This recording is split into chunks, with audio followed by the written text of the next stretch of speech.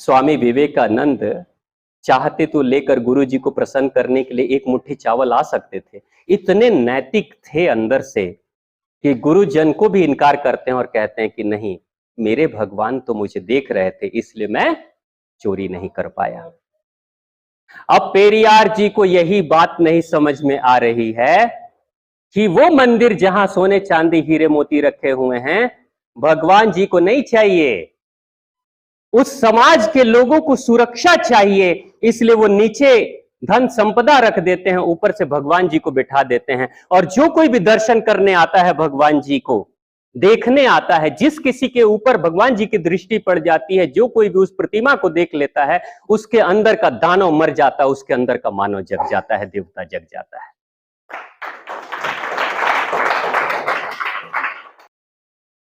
ये पेरियार का अगला प्रश्न, पांचवा प्रश्न, क्या तुम सोने के व्यापारी हो जो मंदिरों में लाखों टन सोना दबाए बैठे हो? अब एक छोटी सी चीज समझने की जरूरत है।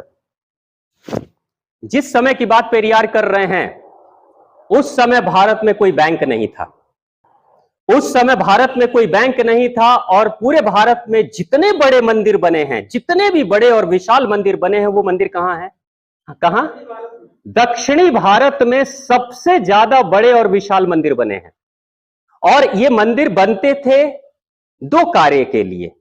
पहला, आध्यात्मिक उन्नति हो प्रत्येक इंसान की, इसलिए मंदिर की स्थापना की जाती थी। और मंदिर की जो आकृति होती थी, इस तरीके से उसके पिरामिड शेप को बनाया जाता था ताकि ब्रह्मांडीय ऊर्जा वो शेप आकर्षित कर सके, और जो भी उस शेप के नीचे, उस पिरामिड के नीचे बैठता हो, उसको ज्यादा से ज्यादा शक्ति प्राप्त हो। जैसे टीवी का एंटीना आपके घर पे लगा होता है, आजकल एंटीना नहीं, डिश लगा हुआ है, तो वो डिश क्या करता है, वो प्रसारण जो आकाश में है उसको ही आकर्षित करता है, खींचता है, ताकि नीचे के लोग उस टीवी के चित्र को देख सके, पिक्चर को देख सके। उसी तरीके से ये सारी आकृति मंदिरों की जो है वो खास तरीके से बनाई गई थी, जिसके कारण से ज्यादा ऊर्जा आए, आध्यात्मिक उन्नति लोगों की हो, इंसान की शक्ति बढ़े। और दूसरी चीज क्या होती थी वहां पे, हमेशा राजा महाराजा बनाते थे मंदिर, यही था ना, मंदिर बनाते थे। और राजा महाराजा क्या करते थे, बैंक नहीं था, लेकिन राजा महाराजा के पास सोने चांदी हीरे मोती जवाहरात है ना, कहां रखेंगे? तो उन्हीं मंदिरों में तहखाने बनाकर भगवान को चढ़ाकर वहां रखते थे। वो बैंक था उस समय, प्राचीन भारत का वो बैंक हमारा था। लेकिन आप जरा सोचिए भारत के सनातन धर्म की खूबसूरती, लोगों को भी पता है कि इस मंदिर के नीचे किसी तहखाने में अकूत संपदा भरी पड़ी हुई है, सोने चांदी हीरे मोती राजा जी के रखे हुए हैं, लेकिन चोरी नहीं होती थी। लोगों को पता है चोरी नहीं होती थी। क्यों? क्योंकि समाज के लोग, जो गुरुजन, पढ़े लिखे लोग, आध्यात्मिक प्रयोगों के माध्यम से प्रत्येक व्यक्ति के मन को इतना शुद्ध कर देते थे कि चोरी का विचार ही मन में नहीं आता था। यानी प्रत्येक व्यक्ति को नैतिक बनाया जाता था। जो नैतिक होगा वो चोरी कैसे करेगा? रामकृष्ण परमहंस अपने शिष्यों को बुलाते हैं एक दिन और कहते हैं, सुनो, तुम लोग एक एक मुट्ठी चावल अपने घर से लेकर आना, एक एक मुट्ठी चावल, लेकिन ध्यान रखना कोई देखे नहीं, चुपके चुपके लाना है, किसी को कोई देखे नहीं। अगर कोई देख लेगा तो फिर तुम्हारा ये चावल पूर्ण नहीं माना जाएगा। सारे छात्र एक एक मुट्ठी चावल लेकर आ गए। स्वामी विवेकानंद जो नरेंद्र के रूप में थे, वो खाली हाथ लौटे। तो उन्होंने पूछा, तुम नहीं लाए चावल?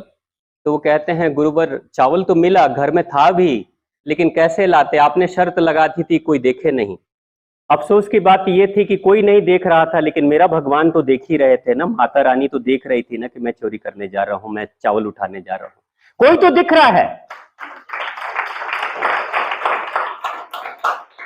यानी जब इंसान की आत्मा को जगा दी जाती है, जब वो स्वयं को देखने लगता है, स्वयं के कर्मों को देखने लगता है, तो क्या उससे जीवन में कभी गलती होगी? वो नैतिक होगा। क्या आपके माता पिता आपके पीछे पीछे लगे रहते हैं हमेशा? नहीं ना। फिर भी आप स्कूल आते हो, पढ़ाई करते हो और अपने घर चले जाते हो। क्या आपके गले में कोई फंदा बांध के गाय की तरह, बकरी की तरह लाया जाता है? नहीं ना। फिर भी आप जाते हो, सही से पढ़ाई करते हो और फिर वापस घर पे ही आ जाते हो, आते हो ना। यही है सिस्टम। इसी सिस्टम को समाज नैतिक कहता है कि व्यक्ति को सिर्फ जन्म दे देना काफी नहीं होता, व्यक्ति के सॉफ्टवेयर को शुद्ध बनाकर नैतिक बनाना जरूरी है, नहीं तो वो व्यक्ति समाज और राष्ट्र के लिए घातक होगा। दुनिया की कितनी भी बड़ी आर्मी हो, दुनिया के कितने भी शक्तिशाली प्रशासन के लोग हों, अगर भारत का या विश्व का प्रत्येक इंसान अनैतिक हो जाए तो विश्व की कोई आर्मी नहीं है जो कंट्रोल कर सकती हो उसको, नहीं।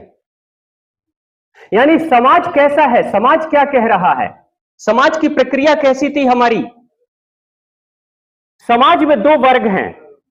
एक वर्ग वो है जो समाज को मौखिक रूप से, बौद्धिक रूप से, नैतिक रूप से बेहतर करने की कोशिश करता है। उसमें कौन शामिल है? हमारे गुरुजन, हमारे स्कूल के शिक्षक, हमारे अभिभावक, हमारी जितनी भी पुस्तकें हैं, हमारे जितने भी ग्रंथ हैं, ये सब क्या है? ये सब कहीं ना कहीं हमें बेहतर बनाने की कोशिश करते हैं। यही है ना। आप पढ़ाई क्यों कर रहे हो? ताकि एक अच्छा इंसान बन सको, इसलिए आप पढ़ाई कर रहे हो। अब होता क्या है समाज में, 100% लोग अगर हैं तो 100% में 80% लोगों को बेहतर बनाया जा सकता है स्कूल के माध्यम से, गुरुजनों के माध्यम से, सत्संग प्रवचन के माध्यम से।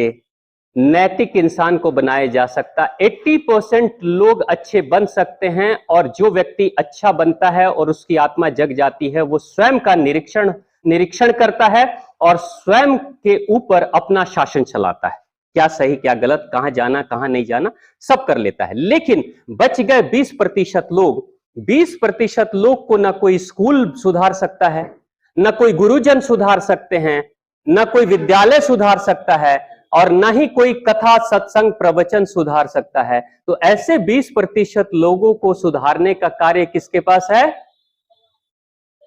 हमारे सिपाही जी बैठे हैं ना, हमारे फौज के लोग बैठे हैं ना। इन्हीं 20% लोगों के लिए तो हमारे फौजी हैं, हमारे सिपाही जी लोग हैं। ये 20% के लिए। लेकिन आप सोचिए 80% का वजन इनके ऊपर डाल दिया जाए तो क्या होगा? समाज अस्त व्यस्त हो जाएगा। तो प्राचीन भारत के वो लोग जिन लोगों को नैतिक धार्मिक बनाया जाता था, उनकी आत्मा जगाई जाती थी, इसलिए जगे हुए आत्मा के लोगों को पता होता था कि मंदिर में अकूत संपदा है, सोने चांदी मोती जवाहरात हैं, राजा के खजाने। लेकिन फिर भी उस समाज का व्यक्ति गरीब रहेगा, नमक रोटी खा लेगा, लेकिन चोरी करने नहीं जाएगा।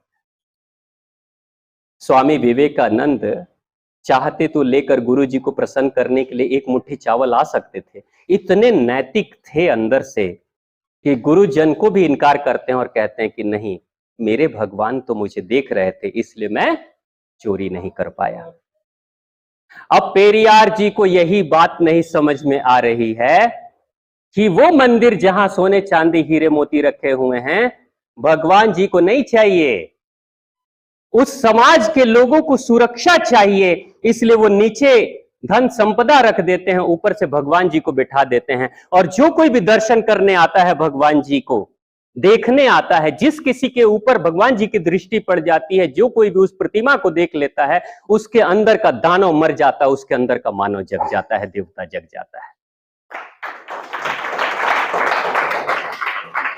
और जब देवता जगेगा तो चोरी करेगा, देवता चोरी नहीं कर सकता। तो भगवान जी किसी भी सोने चांदी और जवाहरात के खजाने के ऊपर बैठे नहीं हैं और लेकर अपने समाज में या अपने मंदिर में नहीं रखे हैं। ये कंफ्यूजन है पेरियार जी का, जो उनके दिमाग में भ्रम पैदा कर रहा है। आगे है, अगला प्रश्न है, बहुत खतरनाक है। क्या तुम व्यभिचारी हो जो मंदिर में देवदासी रखते हो? मंदिरों में देवदासियां होती थी, होती है ना, आज भी होती हैं। तो मंदिरों में देवदासी रख रहे हो यानी तुम व्यभिचारी हो, तुम्हारा कैरेक्टर खराब है, इसलिए तो तुमने इनको रखा है। पेरियार जी को यह बात नहीं समझ में आ रही है कि समाज की प्रत्येक स्त्री जो निर्बल, अबला, कमजोर, विधवा, असहारा जो होती थी, उन स्त्रियों को देवदासी बनाया जाता था, मंदिरों में रखकर सुरक्षा दी जाती थी, भोजन, संरक्षण, वस्त्र और आध्यात्मिक यात्रा, ये सारी चीजें कराई जाती थी। तो देवदासी वहां व्यभिचार के लिए नहीं होती थी, जिसका कोई सहारा नहीं उसका भगवान सहारा होते थे। ये कॉन्सेप्ट है, लेकिन गलत तरीके से इन्होंने उसको धारण कर लिया। क्या तुम, अगला प्रश्न है 7वां, क्या तुम कमजोर हो जो हर रोज होने वाले बलात्कार को नहीं रोक पाते? यानी समाज में जो चोरी, बेईमानी, बलात्कार हो रहे हैं उसको तुम रोक नहीं पाते हो, यानी तुम कमजोर हो, यानी भगवान कमजोर हैं। पेरियार जी को यह बात नहीं समझ में आई कि प्रत्येक बलात्कार से पहले, प्रत्येक बलात्कारी के मन में भगवान विचार देते हैं कि यह तुम गलत करने जा रहे हो। अपराधी चाहे कितना भी बड़ा क्यों ना हो, कितना भी शक्तिशाली क्यों ना हो, प्रत्येक अपराधी के हृदय में अंतरात्मा आवाज लगाती और कहती है तुम गलत करने जा रहे हो। जो लोग मान लेते हैं, 80% लोग उस आवाज की, अंतरात्मा की आवाज को सुनकर अपने आप को रोक लेते हैं और सही दिशा पे चलते हैं। जो नहीं रोक पाते हैं वही बलात्कार करते हैं, वही अपराध करते हैं, और उसके बाद जब भगवान की नहीं मानते हैं तो भगवान की दूसरी व्यवस्था, ऐसे ही लोगों को भगवान सजा देते हैं। पुलिस कर्मियों के माध्यम से, आर्मी के लोगों के माध्यम से, कोर्ट कचहरी के माध्यम से। आपने देखा निर्भया कांड केस हुआ था दिल्ली में, जिसमें बलात्कारियों ने बलात्कार किया। आवाज तो भगवान ने अंदर से लगाई थी, ये गलत करने जा रहे हो, नहीं माने। जब नहीं माने, बलात्कार किया, उसके बाद वही भगवान अपने पुलिस प्रशासन और कोर्ट के माध्यम से सबको फांसी पे चढ़ा देते हैं। वही भगवान। प्रियंका रेड्डी के साथ बलात्कार हुआ हैदराबाद में, डॉक्टर के साथ में। उन बलात्कारियों को भी भगवान ने अंदर से आवाज लगाई होगी, कहा होगा कि गलत है, मत करो, लेकिन नहीं माने। नहीं माने, बलात्कार किया। भगवान पुलिस कर्मियों के माध्यम से सीधा एनकाउंटर करा देते हैं, कोई प्रोसेसिंग नहीं, सीधा गोली मारो, खत्म, चैप्टर ही क्लोज हो गया। तो भगवान प्यार से पहले समझाएंगे, अगर समझ लेते हो तो ठीक है, नहीं तो हथौड़ा भी वही चलाएंगे। ये सारी प्रक्रिया उनकी चल रही है। तो पेरियार जी कंफ्यूज्ड हैं, उनको नहीं दिख रहा है कि सजा देने वाला कौन है, वही भगवान है ना। अगला प्रश्न है, क्या तुम मूर्ख हो जो विश्व के देशों में गरीबी, भूखमरी होते हुए भी अरबों लोगों का अन्न, दूध, घी, तेल बिना खाए नदी में, नाले में बहाते हो? ये वही सारे प्रश्न हैं जो बार बार अलग रूप से पेरियार जी पूछ रहे हैं। ठीक है, तो ये मैंने इसका उत्तर तो पहले ही दे दिया। क्या तुम बहरे हो जो बेवजह मरते हुए आदमी, बलात्कार होती हुई मासूमों की आवाज नहीं सुनते? वो बहरा नहीं है, वो बिना आवाज के भी सुनता है और बिना आवाज के भी बोलता है। मन की आवाज की कोई आवाज होती है? विचार जब उठते हैं तो कोई उसकी आवाज होती है?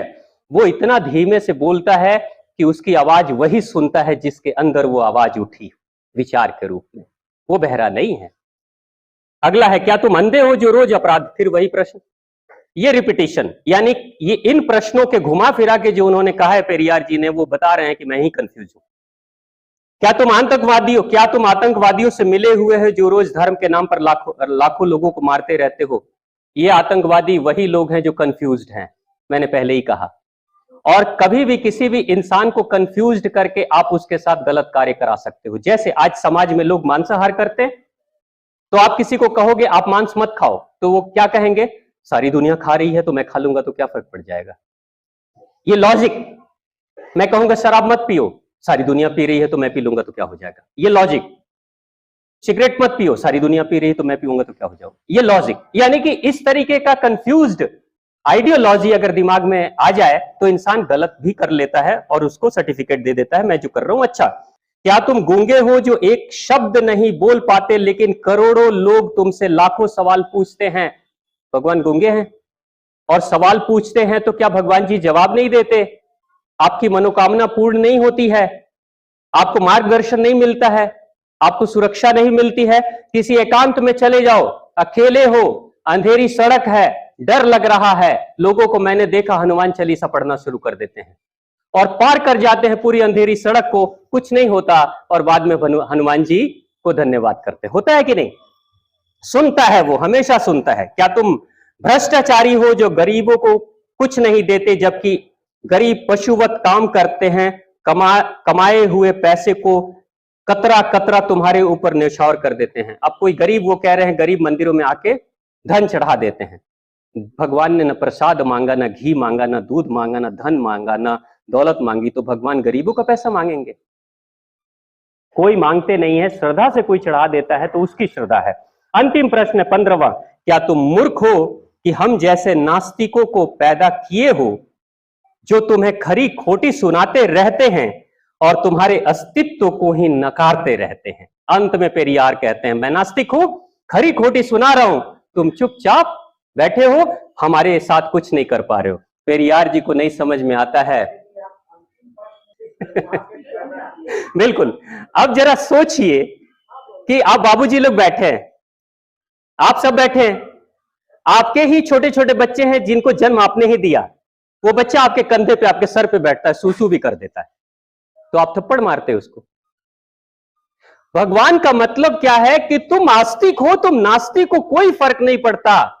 भगवान का अग्नि, जल, वायु, आकाश, पृथ्वी सबकी सेवा के लिए है। तुम इसको स्वीकार करते रहो, तुम जीते रहो, तुम मेरी शिकायत करते रहो, कोई फर्क नहीं पड़ता। अरे भगवान का हृदय इतना संकुचित थोड़ी है कि जो तारीफ करेगा वो मेरा होगा, जो इनकार करेगा वो मेरा नहीं होगा।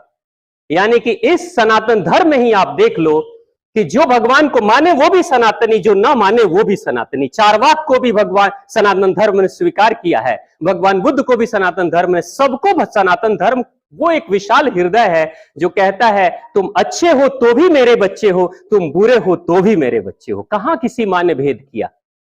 एक मां के हृदय में कभी किसी बच्चे अच्छे और बुरे बच्चों का भेद नहीं होता है।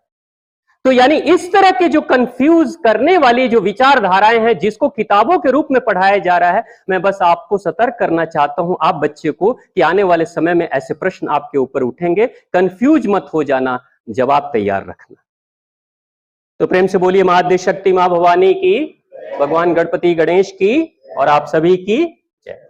बहुत बहुत धन्यवाद।